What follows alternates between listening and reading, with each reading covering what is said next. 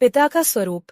एक बार गणेश जी ने भगवान शिव जी से कहा, पिताजी, आप यह चिता भस्म लगाकर, मुंडमाला धारण कर अच्छे नहीं लगते। मेरी माता गौरी अपूर्व सुंदरी, और आप उनके साथ इस भयंकर रूप में। पिताजी, आप एक बार कृपा करके अपने सुंदर रूप में माता के सम्मुख आएं, जिससे हम आपका असली स्वरूप देख सकें। भगवान शिवजी मुस्कुराए और गणेश की बात मान ली।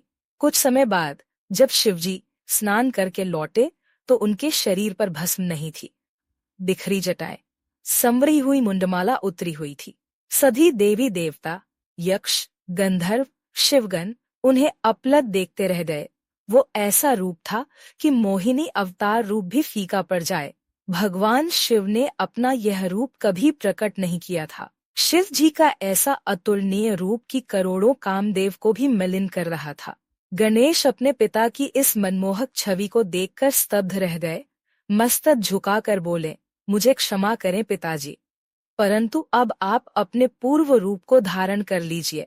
भगवान शिव मुस्कुराए और पूछा, क्यों पुत्र, अभी भी तुमने ही मुझे इस रूप में देखने की इच्छा प्रकट की थी, अब पुनः पूर्व स्वरूप में आने की बात क्यों?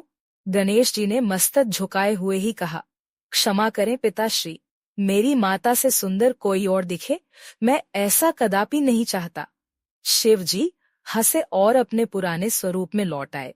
पौराणिक ऋषि इस प्रसंग का सार स्पष्ट करते हुए कहते हैं, आज भी ऐसा ही होता है। पिता रुद्र रूप में रहता है क्योंकि उसके ऊपर परिवार की जिम्मेदारियां, अपने परिवार का रक्षण, उनके मान सम्मान का ख्याल रखना होता है, तो थोड़ा कठोर रहता है। और माँ सौम्य, प्यार, लाड, स्नेह उनसे बातचीत करके प्यार देकर उस कठोरता का संतुलन बनाती है। इसलिए सुंदर होता है माँ का स्वरूप। पिता के ऊपर से भी जिम्मेदारियों का बोझ हट जाए तो वो भी बहुत सुंदर दिखता है।